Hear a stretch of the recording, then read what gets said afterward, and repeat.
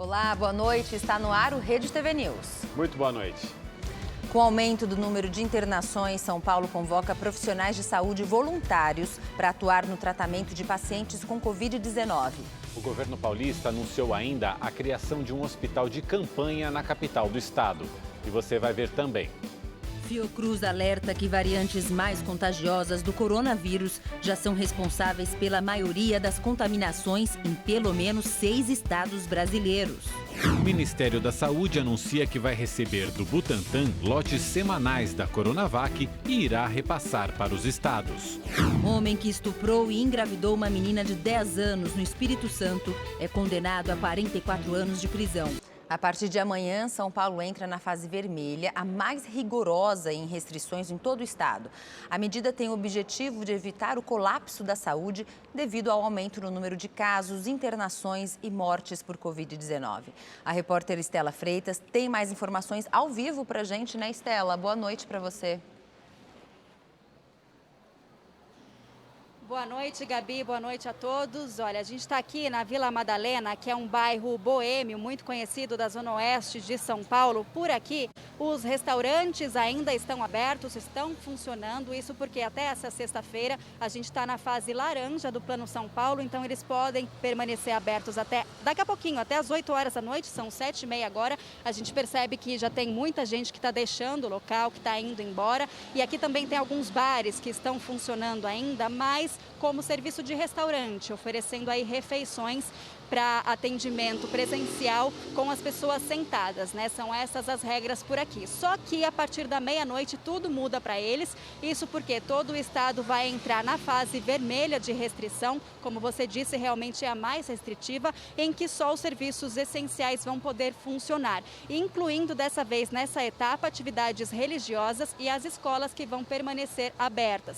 Já o que não é essencial, então salões de beleza, academias, escritórios, parques, cinema e teatros devem permanecer fechados durante todo o dia. Já no caso do comércio, as lojas de rua, shoppings, restaurantes vão também ter que ficar com as portas fechadas, só que eles vão poder fazer o atendimento através de telefone, através da internet, né, o serviço online, também por delivery, e o drive-thru vão poder funcionar. Agora, uma outra mudança que vai ter a partir de amanhã é a ampliação da restrição de circulação em todo o estado, que hoje vale das 11 da noite até as 5 da manhã. A partir de amanhã é mais cedo, então das 8 da noite até as 5 da manhã, que tem essa restrição de circulação em todo o estado. A gente vai ver agora outras medidas que foram anunciadas hoje pelo governo de São Paulo no combate ao novo coronavírus. O Instituto Butantan está desenvolvendo aí um soro anti-Covid para auxiliar no tratamento de pacientes. Inclusive, o Instituto já solicitou à Anvisa a autorização para testes em humanos. Vamos ver na reportagem de Carolina Riguengo. Fico muito triste em ter que anunciar que a saúde pública no Brasil está na iminência de sofrer um completo colapso.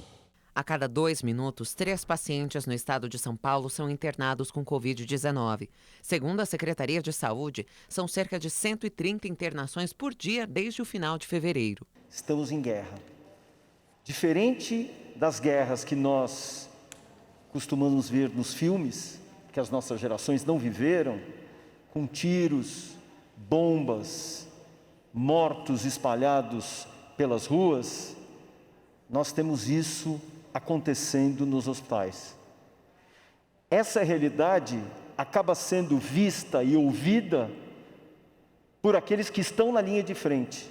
Em coletiva no Palácio dos Bandeirantes, o secretário apelou aos conselhos regionais de profissionais de saúde para que os voluntários ajudem na linha de frente. E admitiu que, se a pandemia continuar na mesma velocidade, pacientes podem acabar sendo atendidos nos corredores de hospitais. A Grande São Paulo tem quase 80% dos leitos de UTI ocupados.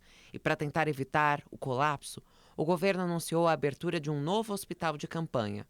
Questionado sobre qual será o modelo adotado, o governador João Dória antecipou que os leitos serão instalados em unidades hospitalares já existentes. A demanda do momento é por unidades de terapia intensiva. Por que nós não vamos fazer tendas, porque nós precisamos de UTIs. Esse é o fundamento básico daquilo que nós precisamos nesse momento. É menos enfermaria e mais unidade de terapia intensiva. O Instituto Butantan anunciou que está desenvolvendo um soro anti-Covid feito a partir de anticorpos de cavalos, que promete amenizar os sintomas de pacientes diagnosticados com a doença. Segundo o diretor, Dimas Covas, 3.000 frascos estão prontos para iniciar o estudo em humanos. A expectativa é que a Agência Nacional de Vigilância Sanitária, Anvisa, autorize a continuidade da pesquisa na próxima semana. Esse material foi todo desenvolvido no Butantan. O vírus ele foi isolado de um paciente brasileiro, foi na sequência cultivado, inativado, submetido aí a vários testes em camundongos e, finalmente, levado a imunizar os animais. O Ministério da Saúde anunciou hoje que irá receber lotes semanais da Coronavac, lotes produzidos pelo Butantan. A pasta também informou que avançou nas negociações para comprar 13 milhões de doses da vacina contra a Covid-19 do laboratório americano Moderna. Uma reunião entre o secretário executivo do Ministério da Saúde, Elcio Franco, e representantes da farmacêutica Moderna deixou bem encaminhada a compra de 13 milhões de doses da vacina contra a Covid-19 do laboratório americano. Pelo cronograma, o Brasil receberia 3 milhões de doses entre julho e setembro. Os outros 10 milhões seriam entregues entre outubro e dezembro. Segundo o Ministério, com essas informações, será possível acelerar a assinatura do contrato. Mas, antes de começar a ser utilizado, o imunizante precisa ser aprovado pela Agência Nacional de Vigilância Sanitária. Até o momento, a Moderna não solicitou autorização para uso emergencial ou definitivo à Anvisa. Ainda nesta sexta-feira, o Ministério da Saúde informou que receberá lotes semanais da vacina Coronavac durante este mês. O Instituto Butantan, fabricante do imunizante no Brasil, iniciou a distribuição já na última quarta-feira, com 900 mil doses. Já a partir do dia 8, serão 2 entregas por semana, sempre às segundas e quartas-feiras, totalizando mais 22 milhões de doses. Ainda em março, está prevista a entrega de quase 4 milhões de doses da vacina AstraZeneca, produzida pela Fiocruz com matéria-prima importada. Também são aguardados quase 3 milhões de doses do mesmo imunizante adquiridos pelo consórcio COVAX Facility. Ao todo, serão mais de 29 milhões de doses distribuídas em março. Além disso, 8 milhões de doses da vacina indiana Covaxin podem estar disponíveis ainda em março. No entanto, o imunizante ainda não foi aprovado pela Anvisa. Até o início da tarde, segundo o Ministério da Saúde, cerca de 18 milhões de doses já haviam sido distribuídas aos estados. 6 milhões e 600 mil brasileiros já tomaram a primeira dose e 1.916.000 já tomaram as duas.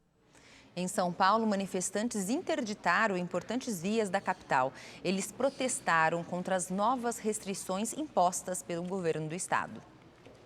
Na Marginal Tietê, sentido rodovia Ayrton Senna, o protesto durou 5 horas. As pistas expressa, central e local chegaram a ficar totalmente bloqueadas. Os manifestantes se reuniram contra as medidas impostas pelo governo, que fecham serviços não essenciais por 14 dias a partir de amanhã, além do toque de restrição de circulação entre 8 da noite e 5 da manhã em todo o estado. Por volta das 6 horas de hoje, havia 10 quilômetros de congestionamento nas marginais Tietê, Pinheiros e na rodovia Castelo Branco. A Polícia Militar e a Companhia de Engenharia de Tráfego acompanharam o movimento, que foi pacífico. Por causa dos protestos, a Prefeitura suspendeu o rodízio, inclusive para os caminhões. As vias foram liberadas pouco antes das 11 da manhã. Em nota, o governo de São Paulo disse que entende as livres manifestações, mas ressalta que ir contra as medidas de isolamento social é ignorar a morte de 60 mil pessoas no estado. Disse ainda que a decisão de colocar os municípios na fase vermelha foi adotada por recomendação do Centro de Contingência diante do atual cenário de aumento no número de casos, internações e mortes pelo novo coronavírus. A Prefeitura de São Bernardo do Campo, no ABC Paulista, decidiu multar os motoristas que forem flagrados circulando pelas ruas da cidade das 10 da noite às 4 da manhã. Essa restrição de circulação noturna foi implantada no último sábado por causa da alta de internações de pacientes com o novo coronavírus. No centro de São Bernardo do Campo, muita gente nas calçadas e carro para todo lado. De dia, o comércio funciona normalmente, mas à noite apenas os serviços essenciais. Por causa que o pessoal sai para balada, para essas coisas, né? Se for por esse lado, tudo bem, aí eu concordo. Eu acho bom que, para ver se evitam essa doença, está morrendo muita gente, né? Motorista que não respeitar a restrição pode ter de pagar uma multa no valor de R$ 130 e ter o carro apreendido. Isso equivale a uma infração média. Os ônibus do transporte público municipal também precisam respeitar o toque de recolher. Por isso, às 10 horas da noite, aqui em São Bernardo, a frota vai para a garagem. Desde o início do lockdown, no último sábado, cerca de 9.000 veículos foram abordados e os ocupantes orientados pelas equipes de fiscalização. O prefeito da cidade faz um apelo aos moradores. A Covid explodiu, não só em São Bernardo, em todo o estado e no Brasil. Nós precisamos fazer a nossa parte. O nosso apelo não é só para você ficar em casa. O nosso apelo é para garantir que aqueles que forem infectados possam ter atendimento hospitalar. Das 10 da noite às 4 da manhã tem fiscalização por toda parte. Mas a operação não se limita aos bloqueios em vias públicas. Nós também temos um policiamento que está atuando para coibir bares, festas clandestinas, onde nosso policiamento vai junto com o fiscal e faz o lacramento, a lacração aí desses estabelecimentos. São Bernardo já soma mais de 53 mil casos de Covid-19, 1.545 óbitos e 78% de ocupação de leitos exclusivos para a doença.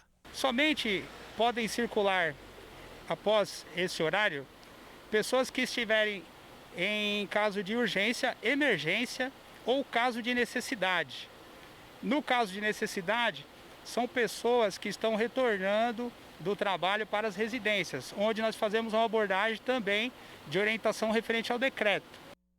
E olha, depois de decretar restrições de circulação em Fortaleza, o governo do Ceará anunciou medidas de apoio a um dos setores que mais tem sofrido com a pandemia, o de bares, restaurantes e lanchonetes.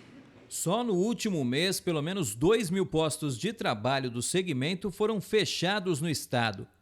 Este restaurante de Fortaleza reduziu o quadro de funcionários quase pela metade. Na primeira onda, nós demitimos 25% do quadro.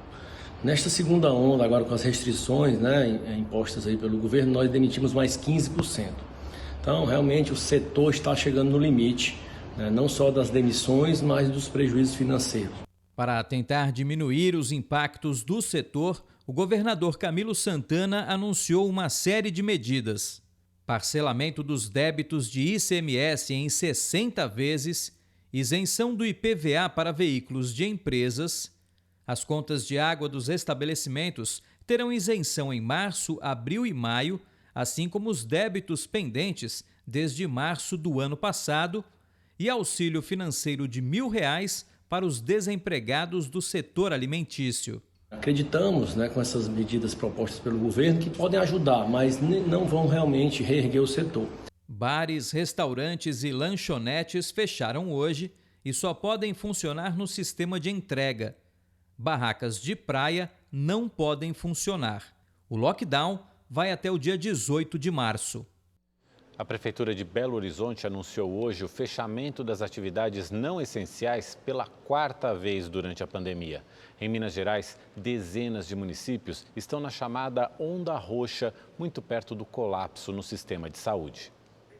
O prefeito Alexandre Calil, do PSD, anunciou que a ocupação de leitos de UTI em Belo Horizonte aumentou muito nas últimas 24 horas e chegou a 81%. A taxa de transmissão por infectado também é motivo de preocupação. Voltamos à estaca zero. Zero.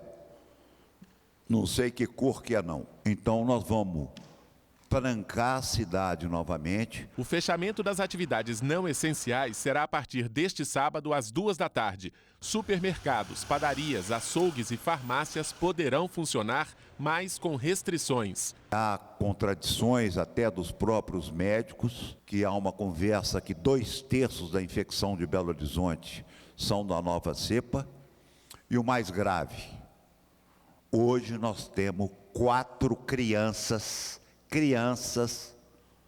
internadas com Covid. A Prefeitura da capital mineira retomou também algumas ações para conter a propagação do novo coronavírus. As barreiras sanitárias foram reativadas. Os pontos de fiscalização serão montados diariamente nas vias de acesso mais importantes da cidade. Os agentes verificam a temperatura corporal e sintomas da Covid-19. Está com algum sintoma? Não. Eu vou te pedir licença que eu vou aferir sua temperatura, tá joia?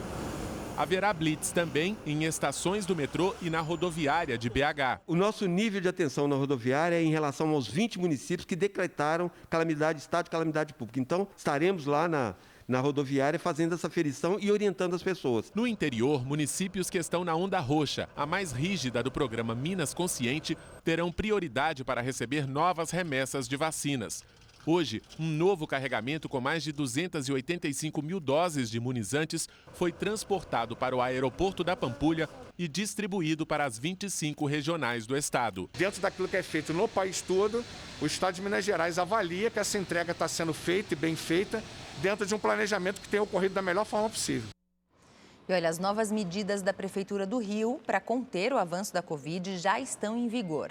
Bares e restaurantes têm de fechar no final da tarde, mas a Justiça já ampliou esse horário, viu? A gente vai falar ao vivo com o repórter Tony Vendramini para saber como é que está sendo esse primeiro dia de restrição, né, Tony?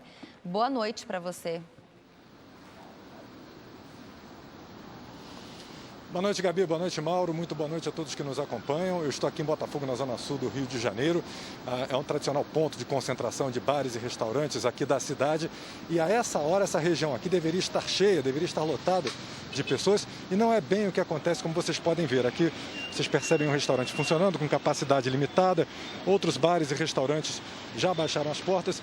Esses estabelecimentos obedeceram o decreto do prefeito Eduardo Paes, que determinava que eles só poderiam funcionar, ou melhor, eles não deveriam funcionar entre as 5 horas da tarde e as 6 horas da manhã. Acontece que agora há pouco, no final da tarde, início da noite, a Justiça concedeu uma liminar à Associação Brasileira de Bares e Restaurantes, permitindo que os estabelecimentos funcionem até às 8 horas. Esse aqui, por exemplo, chegou a fechar as portas e reabriu depois que saiu essa decisão. A Prefeitura do Rio já informou que vai recorrer da decisão. A juíza Roseli Alim, da 15ª Vara de Fazenda do Rio de Janeiro, entendeu que os bares e restaurantes têm os mesmos direitos dos shopping centers, das academias e dos salões de beleza. Hoje, as equipes da Prefeitura do Rio de Janeiro começam a fiscalização. Serão 1.000 agentes municipais, reforçados por policiais militares e também por bombeiros. Eles vão checar, vão conferir se os estabelecimentos estão cumprindo essa determinação. Mais cedo, por causa dessa proibição, chegou a acontecer uma manifestação de proprietários de bares e restaurantes em São Conrado, na zona sul do Rio de Janeiro. Outra determinação do prefeito Eduardo Paes é a proibição de permanecer nas ruas e nas áreas públicas da cidade entre as 11 horas da noite e as 5 horas da manhã. E quem for flagrado desrespeitando essa determinação vai ter que pagar uma multa que aumentou, que subiu para R$ 562,48. A preocupação da Prefeitura no momento é com a circulação das novas variantes do coronavírus, que, segundo a Fiocruz, já predominam em diversos estados do país. Veja na reportagem. O alerta emitido pela Fiocruz aponta que as novas mutações do coronavírus se disseminam com velocidade pelo país. Elas são chamadas de variantes de preocupação, por terem graus de transmissão maiores. A Fiocruz analisou 1.000 amostras recolhidas em Alagoas, Ceará, Pernambuco, Minas Gerais, Rio de Janeiro, Paraná, Santa Catarina e Rio Grande do Sul, e descobriu que as mutações identificadas primeiro no Amazonas, no Reino Unido e na África do Sul já predominam em quase todas as regiões. Dos 8 estados onde as variantes foram detectadas, apenas em Minas Gerais e em Alagoas as mutações não prevaleceram. Nos outros 6 estados, elas superaram a marca dos 50%. Ainda não se sabe se o surgimento das novas variantes está associado a uma letalidade maior da Covid. Mas a Fiocruz alerta para um cenário preocupante, porque além das mutações serem mais contagiosas, muitas pessoas relaxaram nas medidas de segurança. A gente está com o maior número de mortes, a maior média de casos. Com essa informação, que esses dados estão associados com uma grande circulação de uma variante que tem uma probabilidade de maior transmissão, a gente tem que, primeiro, segurar, diminuir essa transmissão com todas as ferramentas possíveis, né? Continuar higienizando a mão, continuar com a dinâmica social, com o maior isolamento possível, utilização de máscaras. Segundo a Fiocruz, disponibilizar vacinas para acelerar o Programa Nacional de Imunizações é fundamental para conter a transmissão e evitar o surgimento de novas variantes. Hoje, a Universidade de Oxford e a farmacêutica AstraZeneca anunciaram que estudos sugerem que a vacina desenvolvida por elas é eficiente para conter a variante de Manaus e, por isso, não precisará de adaptações. A Fiocruz também defende a adoção de medidas mais rigorosas de restrição de circulação de pessoas e de atividades não essenciais. O comunicado sugere que estas medidas sejam adotadas de acordo com o acompanhamento da situação epidemiológica, da ocupação de leitos hospitalares e do número de casos e óbitos. A Prefeitura de Duque de Caxias, na Baixada Fluminense, começou a vacinar hoje pessoas a partir de 60 anos. E essa diminuição da faixa etária do público-alvo causou aglomeração e enormes filas. Um imenso congestionamento parou o distrito de Xerém, em Duque de Caxias, na Baixada Fluminense. Dona Maria José tem 62 anos e chegou na fila às 4h30 da manhã. Se eu conseguir tomar, estou me sentindo feliz. Quem foi para tomar a segunda dose da vacina contra a Covid-19 ficou sem. Segunda dose, uma senhora com 90 anos aqui, ó. Falou que não tem. O guarda que avisou a gente aqui. É um absurdo, gente, é um absurdo. Houve confusão também no posto montado na Praça da Mantiqueira. A aglomeração no local foi grande. Raiva, de ódio, de desprezo e falta de respeito com idosos. E acham que a gente que traz idosos não tem nada para fazer dentro de casa. Depois de muitas horas na fila, seu Ricardo finalmente conseguiu tomar a primeira dose do imunizante. Eu gostaria que as futuras inserções de vacina fossem paulatinamente, de 75, 70, mas deu tudo certo, tá? Já estou vacinado, feliz da vida e pronto para a segunda dose. O tumulto foi ocasionado após o prefeito Washington Reis, do MDB, reduzir de 80 para 60 anos a faixa etária da população que seria imunizada hoje. Acontece que Duque de Caxias tem aproximadamente 80 mil moradores acima dos 60 e o município só tinha 6.100 doses da vacina disponíveis. Reclamar é da vida. O planejamento está aqui, toda a nossa ação de governo, na medida que as vacinas vão chegando, elas vão direto para atender a população. Não vou repetir aí muitas orientações, que é para ficar guardando vacina em geladeira e o povo correndo risco de morte. O Ministério Público do Rio de Janeiro foi contra a decisão da Prefeitura de Duque de Caxias e recomendou que as autoridades priorizassem as idades mais elevadas, porque a taxa de letalidade é maior entre o grupo. Esta é a segunda vez que o município é notificado pelo MP sobre o calendário de vacinação. O Ministério Público ainda recomendou por 2 vezes, a primeira vez em 3 de fevereiro e a segunda vez ontem, que o município de Duque de Caxias priorizasse os idosos de faixa mais avançada, de faixa etária mais avançada, dada a escassez de oferta da vacina. Isso evitaria as grandes filas que vimos hoje. Que maravilha de organização, hein? Em nota, a Prefeitura de Duque de Caxias afirmou que após um mês de campanha, a procura pelos postos de vacinação por pessoas a partir de 80 anos diminuiu, demonstrando que a maior parte do público-alvo já tinha sido imunizada. Disse ainda que agentes da Guarda Municipal e fiscais de trânsito atuaram para organizar a movimentação dos veículos e a fila de atendimento. Vamos aos números da Covid-19 no Brasil. 9.671.000 pessoas já se recuperaram da doença no país. Outras 935 mil estão em acompanhamento. O total de mortes desde o início da pandemia é de quase 263 mil. O vice-presidente Hamilton Mourão evitou comentar uma matéria do jornal Valor Econômico que afirma que, na avaliação do Ministério da Saúde, as 2 próximas semanas serão as piores da pandemia. Segundo a reportagem, técnicos da pasta teriam feito uma estimativa de 3 mil mortes por dia. Essa pergunta tem que ser feita lá para eles, Guilherme, né? Porque se eles estão com essa avaliação, você lembra que ontem eu falei para vocês que os próximos 10 dias nós vamos viver uma situação complicada.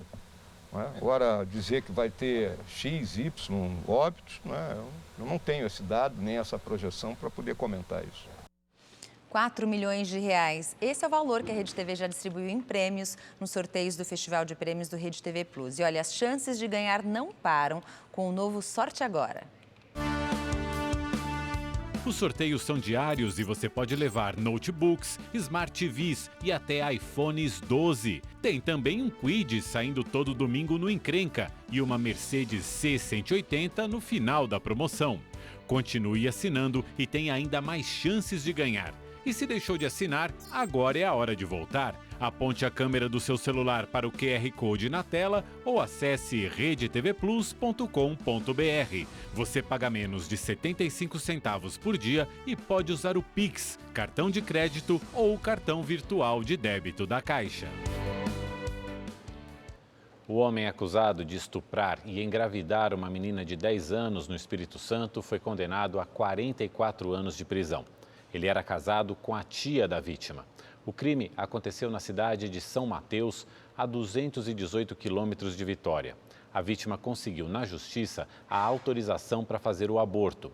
Para garantir a segurança da garota, o procedimento médico foi feito em outro estado. 2 jovens foram mortos durante um confronto entre policiais e criminosos em Guadalupe, na zona norte do Rio de Janeiro. A polícia afirma que eles eram bandidos. Guilherme Martins de Oliveira tinha 20 anos. Ele tinha acabado de concluir o serviço militar e queria fazer faculdade de educação física. Segundo a família, o jovem tinha ido encontrar com outros 3 amigos do mesmo quartel no complexo do Chapadão, na Zona Norte, onde 2 deles moravam. Mas acabou baleado em um confronto entre policiais e traficantes. A polícia entrou, desferindo vários tiros. Bandidos que estavam próximos correram, porque sabem até mesmo para onde correr. Mas os meninos que não moram ali, que não tinham, que é o caso do meu filho, acabaram ficando na linha de frente e eles atiraram, né, no Guilherme, onde o Guilherme tomou 3 tiros, né, e veio a falecer. Gabriel Marques, de 21 anos, também chegou ao hospital sem vida. Segundo a Polícia Militar, os agentes que estavam em um veículo blindado foram atacados por criminosos armados e revidaram. A PM disse que vai apurar a dinâmica da ação. A polícia apreendeu uma pistola, uma granada, um radiotransmissor, munições e drogas. O meu filho simplesmente apareceu aqui com um número, né, não sem nome, sem nada. Ou seja, se não corrêssemos atrás, seria só mais um menino preto, pobre, né, que estava dentro da comunidade e que eles alegam que se você tiver essas características, você ou é bandido ou é traficante. E foi o que aconteceu com meu filho. Ainda no Rio de Janeiro, a Polícia Civil prendeu um suspeito de envolvimento com a milícia. De acordo com as investigações, André Costa Barros, conhecido como André Boto, teria feito o procedimento estético de harmonização facial para tentar despistar as autoridades. André Boto é acusado de extorquir comerciantes e moradores da zona oeste do Rio de Janeiro, além de ser investigado pela construção de prédios irregulares da milícia. O Conselho de Ética da Assembleia Legislativa de São Paulo decidiu suspender o deputado estadual Fernando Cury do Cidadania por 119 dias. O parlamentar é acusado de ter assediado dentro do plenário a deputada Isa Pena, do PSOL. O caso aconteceu em dezembro, durante a votação do orçamento do estado de São Paulo. Com a suspensão, o deputado Fernando Cury não poderá exercer suas atividades, porém, o gabinete do parlamentar continuará recebendo salários normalmente. A decisão foi criticada por alguns parlamentares que esperavam uma punição maior. O deputado Emídio de Souza, do PT, relator do Conselho de Ética que apurava o caso, sugeriu a suspensão de Fernando Cury por 6 meses, além do corte dos subsídios ao seu gabinete. Depois de ter o relatório rejeitado, Emídio de Souza renunciou ao Conselho de Ética como uma forma de protesto. O deputado Barros Munhoz, do PSB, seguiu o petista e também deixou o conselho. Pelas redes sociais, a deputada Isa Pena disse que o machismo dentro da Assembleia tem que acabar. Ela chamou a decisão de vergonhosa e a classificou como corporativista. A produção industrial do Brasil cresceu 0,4% em janeiro em comparação a dezembro de 2020. Em relação ao mesmo mês do ano passado, o crescimento foi de 2%.